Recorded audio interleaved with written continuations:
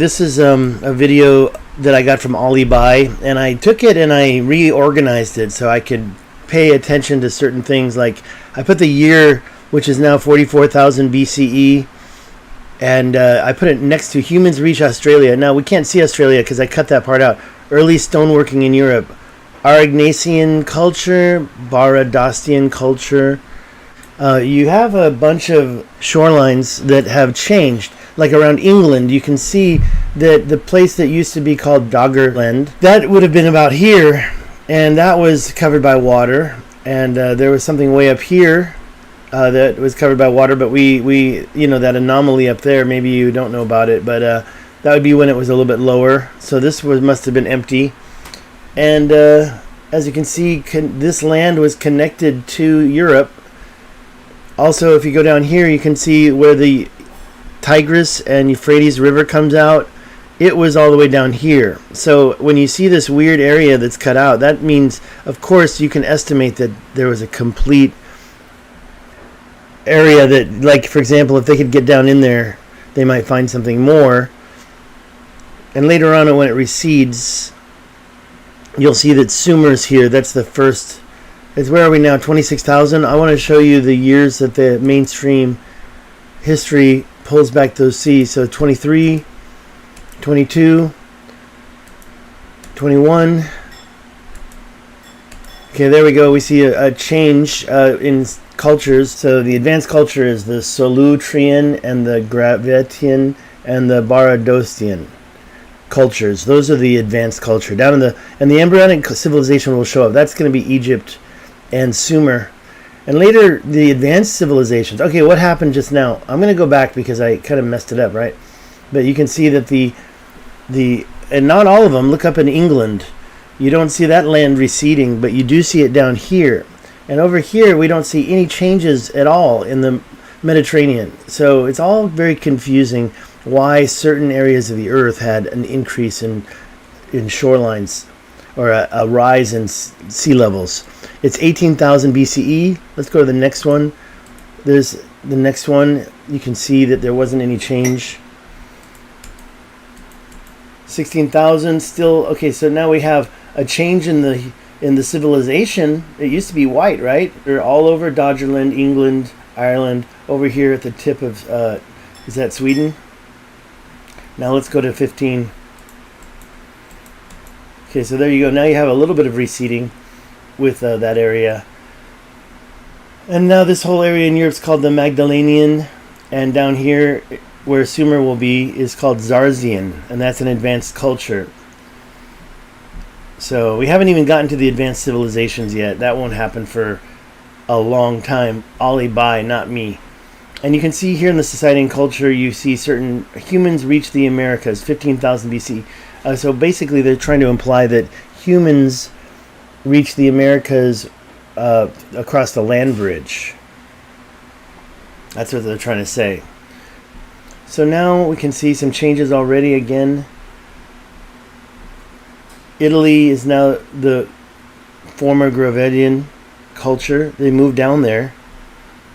Over here you can see the Kabaran cultures. This is 14,000 BCE. Okay, so we're talking about 16,000 years ago.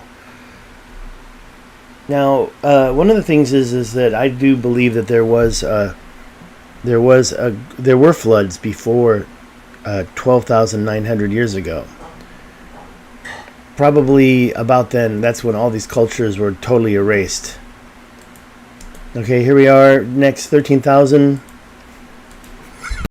Next is 11. We have Swiderian. Okay, so we can see the changes now. North Africa has an advanced culture. Now you can see Fayum. So Egypt, while it hadn't become an advanced civilization or even an embryonic civilization yet, Fayum was there, and there is a city of Fayum still. So that culture was technically, you could call that the beginning of Egypt, in my opinion, because people were living there. 9,000 BCE. 9,000 BCE is after the floods. If you want to add it up, you can go to about 10,000 BCE to get to the flood era. And of course, there was about 1,000 years of buffer zone there. I've got to figure that stuff out. I wish that I had better resources for that. I'm going to give it another try by myself soon. But I think that if you go back 12,900 years, you're going to see the start of some catastrophic and cataclysmic events. And then after those things, and I'm talking about asteroid hits, if you know me, you know where I think one of those asteroid hits were. And then after that's all calmed down, and then Africa slowly became a desert, you see a lot of changes here that are not reflected in the mainstream history, in my opinion. 9,000 BCE would be about the other side of the cataclysmic era. And there's a lot of different words that I should be using. The beginning of the Holocene era, I think that's the number we're looking for. Okay, so let's keep going. We've got 9,000 BCE, 8,900 BCE. You've got still Fayum and Zarzian. Now, these are the two spots you're going to see change really soon. Okay, now it changes to pre-pottery. And now, if you notice, the numbers are not going down 1,000 years at a time anymore. They're going like every 200. So let's pay attention to that. Maybe I'll let it go 3 or 4. I'm just going to go slowly until I see Swavarian. So now in Europe, we've got the Azilian, Swavarian, and Swiderian advanced cultures that archaeologists have collected data on and prove that these cultures existed. So we're still, now we're after the cataclysmic era, so we're just going to go into the Bronze Age naturally. I'm going to stop at the embryonic civilization. When does Sumer become? Okay, 85. It's coming soon. Right now it's pre-pottery, whatever that means. Fayum still exists. 84. 83. Now we have something going on up here. 82. Now we have Newman. 81. Okay, some major changes down here. 8,000 BCE. Still no Sumer. Wow, still no Sumer. 7,800 BC. Maglemosian. 77. I think it's 75. Nope. But here in Turkey we have the Anatolian Neolithic. So Anatolian refers to Turkey, the location. Mesopotamia is called the land between two rivers. Wheat in Mesopotamia, 7,400. So that's when the so-called, when you're growing wheat that you, I guess you're growing a lot of it that you resell, you're trading it, then it gets noticed, right? They're not going to notice that somebody just grew enough wheat for themselves. But, yeah, they can prove that that's the beginning of the hunter-gatherer era ending. The so-called, by the way, I never really believed in that, but I do believe from 10,000 years ago until about here, hunter-gatherers were a thing. After a cataclysmic event. 72. 79. Wow. 65? Is it 65? There's a lot of changes under the corner of my eye. Ibero-Capson, and here where the Indus Valley later occurs, that would be 6600 BC. I think we're going to have the Sumer right now this next year. 65? No? So what do we have? Lead smelting in Anatolia, pigs domesticated in Asia, India enters Neolithic, Balkans enter Neolithic. The Balkans are right here. Let's go. Let's find the Sumerian culture. 64, 63, 62, 61, 6. Okay, so we have some changes here. Haluf and Ubaid.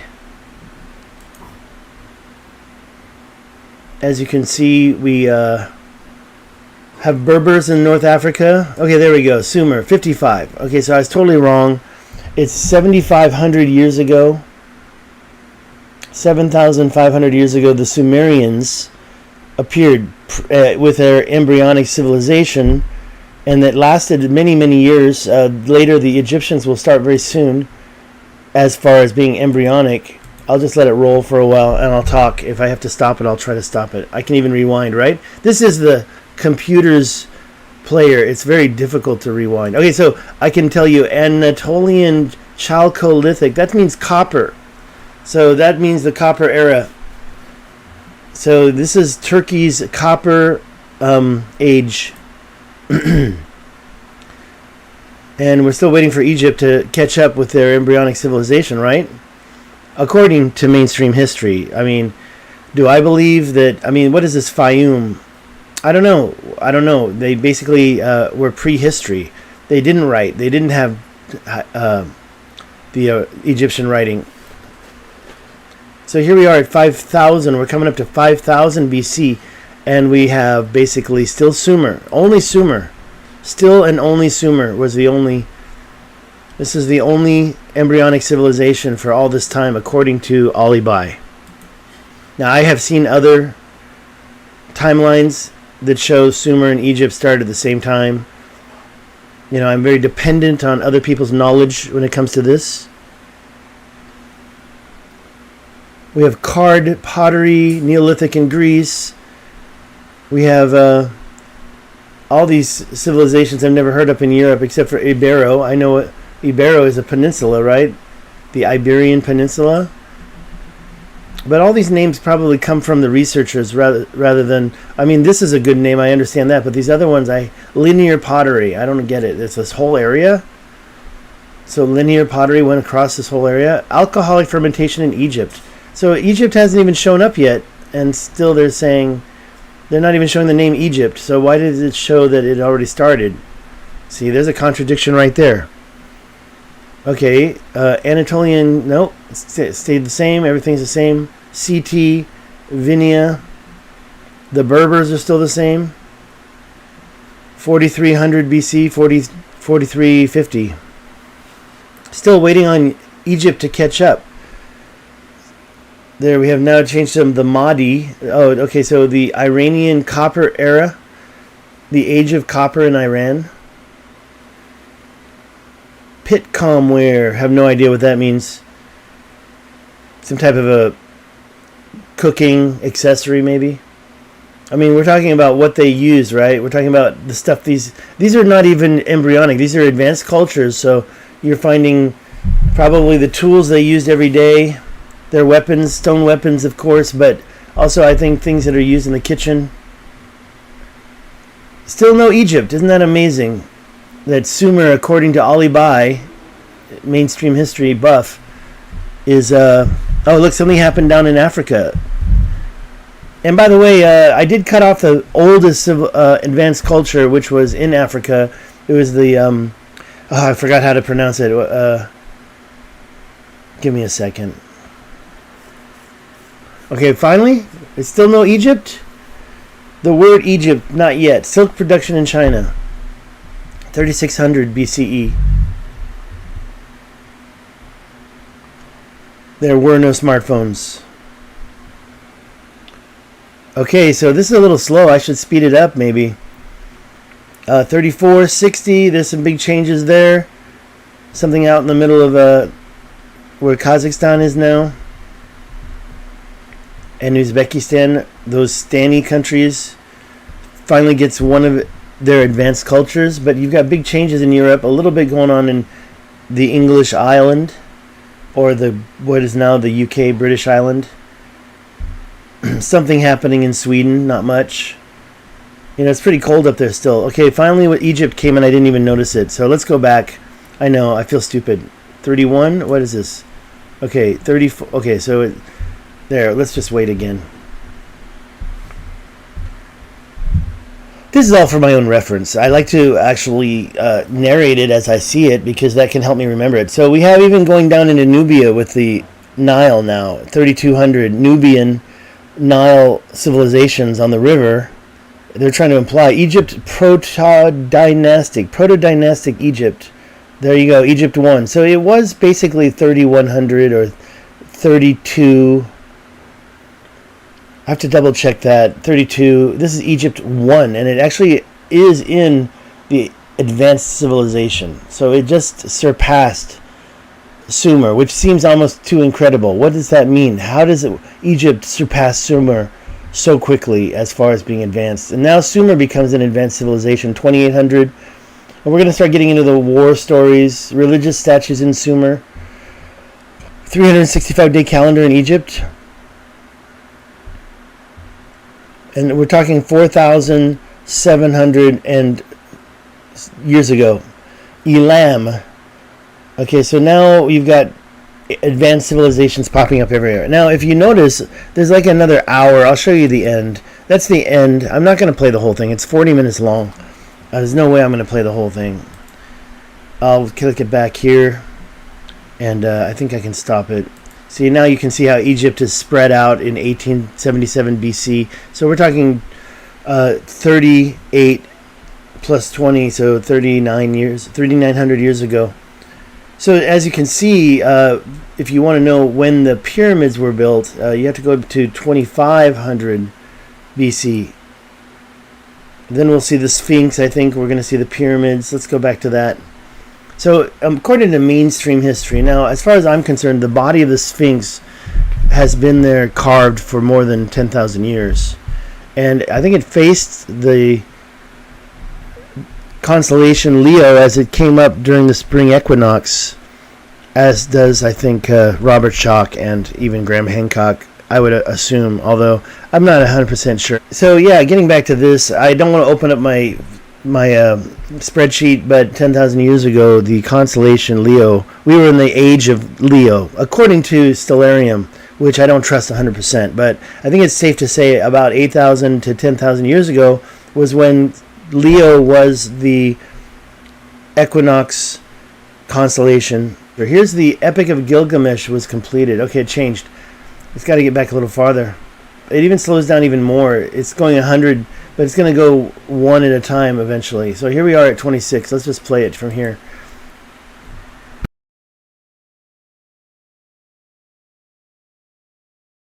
Pyramid Sphinx begins production.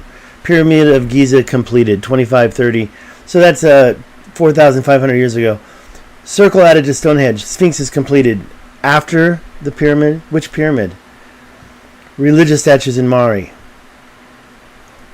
So that whole thing about the Sphinx being completed, of course, what I believe was they created a new head for it, and they introduced it as the causeway entry decoration for the second pyramid in the middle, Khafre, not Khufu, but Khafre. So the Khafre pyramid causeway leads over to the Sphinx. Khafre still has a lot of casing stones attached to it. You can really see the mess that makes me feel that it really was human built. If you think aliens built the pyramids, I think you're wrong. All right, here we are, the Akkadian Empire. So the Akkadian Empire has kind of consumed Sumer, right? And Egypt is still not big. Okay, so that's pretty much my video. I'm kind of done. You can check out Ali Bai's History of the World every day. Just look it up on YouTube. I'll put the video link in later if I can, or you can comment and I'll give it to you if you really can't find it. I did rearrange it, so I shouldn't get any copyright infringing, but I wanted to focus mainly on these civilizations, but I still wanted the full-length video, so I just grabbed the different parts and put them in different spots. Maize cultivation in Mexico. Akkad is the largest city on earth. Okay, there you go, Akkad. Where's Akkad at? Doesn't show it.